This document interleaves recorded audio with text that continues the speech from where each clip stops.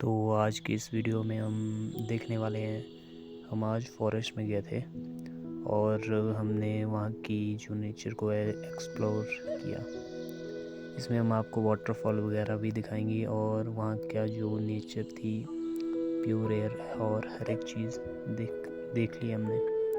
तो आप वीडियो को देख सकते हो और लाइक और सब्सक्राइब ज़रूर करें।